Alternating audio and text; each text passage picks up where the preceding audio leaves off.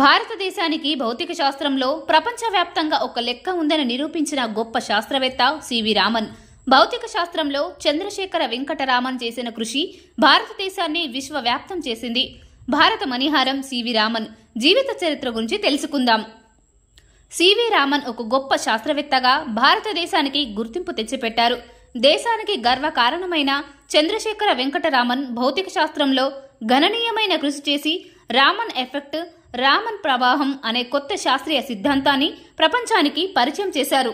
చంద్రశేఖర వెంకటరామన్ తమిళనాడులోని తిరుచిరపల్లిలో 1888 నవంబర్ 7వ తేదీ ఆర్ చంద్రశేఖర్ అయ్యార్, పార్వతీ అమ్మాల్ దంపతులకు జన్మించారు.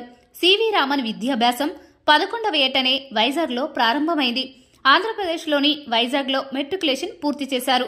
1902 సంవత్సరంలో మద్రాస్ ప్రెసిడెన్సీ కళాశాలలో బీఎస్సీ భౌతిక శాస్త్రంలో జాయిన్ అయ్యారు. 1904 సంవత్సరంలో గ్రాడ్యుయేషన్ పూర్తి చేసిన అనంతరం అదే ప్రెసిడెన్సీ కళాశాలలో మాస్టర్స్లో భౌతిక శాస్త్రం అభ్యసించారు. ఆ కళాశాలలో గతంలో డిస్టింక్షన్లో ఉత్తీర్ణుడై రికార్డు సృష్టించారు. భౌతిక శాస్త్రం అధ్యయనం తర్వాత సివి రామన్ శాస్త్రవేత్తగా ఎదిగారు. రామన్ ఎఫెక్ట్, రామన్ ప్రభావం, ఆయన భౌతిక కాంతి యొక్క విభజనపై 1928 ఫిబ్రవరి 28వ తేదీన పరిశోధన చేశారు. కాంతి రేఖలను తనిఖీ చేస్తున్న సమయంలో కాంతి తన ప్రారంభ తరంగ దైర్ఘ్యాన్ని మార్చుకొని వ్యాప్తి చెందినట్లు సివి రామన్ కనుక్కున్నారు. ఇలా వ్యాప్తి చెందడాన్ని రామన్ ఎఫెక్ట్ అని పిలుస్తారు. ఇండియన్ ఇన్స్టిట్యూట్ ఆఫ్ సైన్స్ బెంగళూరులో పరిశోధనలు చేశారు.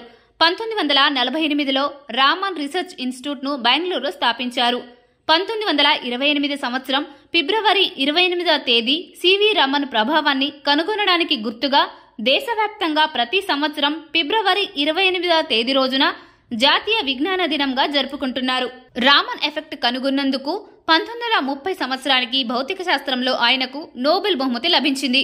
రామన్ ప్రభావం స్పెక్ట్రోస్కోపీలో ప్రధానమైన పద్ధతిగా మారటం విశేషం. ఆయన ఎదుగుదలలో మైలురాళ్లుగా నిలిచిన అంశాలు 1924 సంవత్సరంలో లండన్ రాయల్ సొసైటీ సభ్యత్వం పొందడం, భౌతిక శాస్త్ర పరిశోధనలో భాగంగా ఆయన చేసిన కృషికి 1924 సంవత్సరంలో కాంపస్ మోడల్ లభించింది. రామన్ ప్రభావం సాధించడంతో 1930 సంవత్సరంలో భౌతిక శాస్త్రంలో నోబెల్ బహుమతి లభించింది.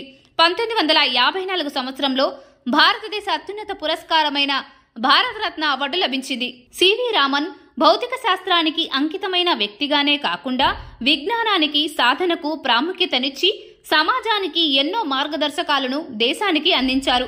ఆయన కనుగొన్న శాస్త్రీయ పరిజ్ఞానం భారతదేశ చరిత్రలో సివి రామన్ పేరును చిరస్థాయిగా నిలిచిపోయేలా చేసింది.